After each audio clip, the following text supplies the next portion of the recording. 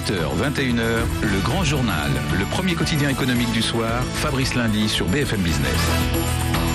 Oui, c'est une institution qui avait fermé ses portes il y a 3 ans. Je parle du Zoo de Vincennes, dans le bois de Vincennes, à Paris. On est avec Christophe Soisson. Bonsoir. Bonjour. Bonsoir, même compte tenu de l'horaire. Voilà.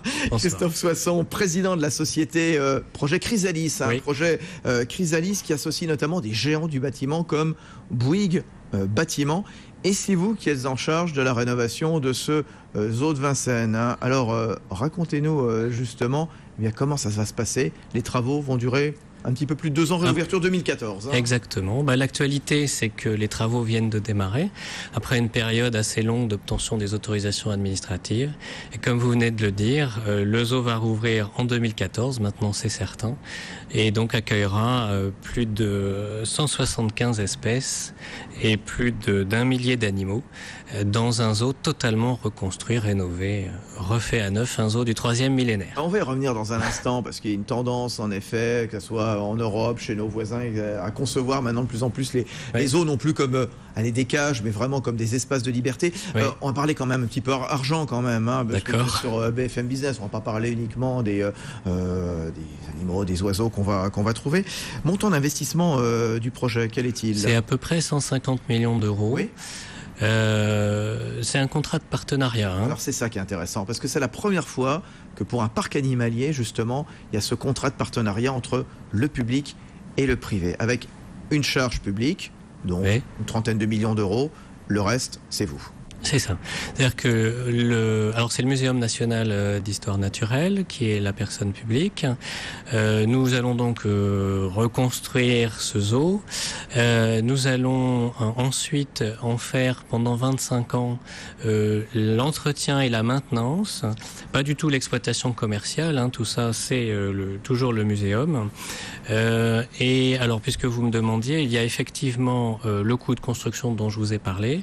Et ensuite, il y a cette redevance annuelle pour entretien maintenance qui est d'à peu près 4 millions d'euros par an.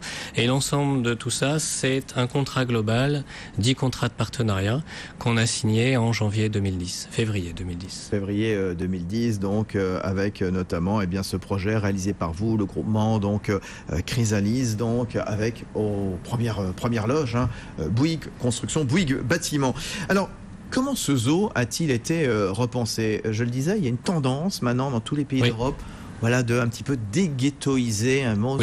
Ces zoos, tous ces animaux derrière les cages à qui qu'on va nourrir le week-end. Oui. Alors le zoo de Vincennes, il datait de 1934. Oui. Donc c'est sûr que c'était une présentation qui aujourd'hui ne correspondrait plus. L'idée en fait, c'est c'est de créer essentiellement des écosystèmes. Donc là, il y aura 5 écosystèmes qui représentent une sorte de tour du monde à travers la Patagonie, la Guyane, Madagascar, la zone Sahel-Soudan et l'Europe. Je ne sais pas si ça fait 5, mais je crois. Ouais, je pense que ça fait 5 zones géographiques, 5 écosystèmes différents. Le principe, c'est effectivement que le visiteur ne passe pas devant une collection d'animaux, mais en quelque sorte invité chez l'animal. Et donc, il a un parcours, ou il a le choix entre plusieurs parcours à travers ces écosystèmes dans lesquels les animaux évoluent librement. Il n'y a aucun point de vue qui intercepte une clôture. Donc il y a des systèmes évidemment de protection, mais qui sont plutôt cachés.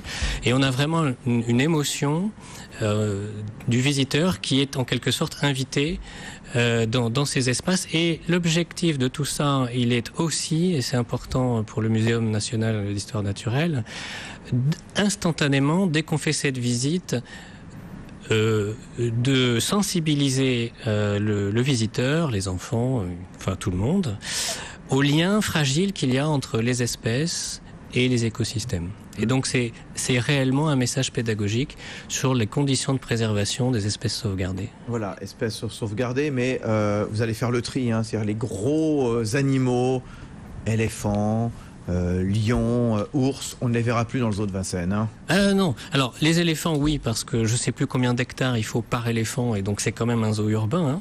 Hein. Mais on a quand même beaucoup d'animaux gros. Hein. On a des rhinocéros, on a des zèbres. Il y a le fameux troupeau de girafes qui est emblématique du zoo de Vincennes, parce que vous savez que depuis 1934, la population des girafes au zoo de Vincennes croît, elles font des bébés girafons, etc. D'ailleurs, c'est une particularité, c'est que ces animaux sont des animaux qui n'aiment pas être déplacés, et donc ils font partie des rares qui sont toujours là.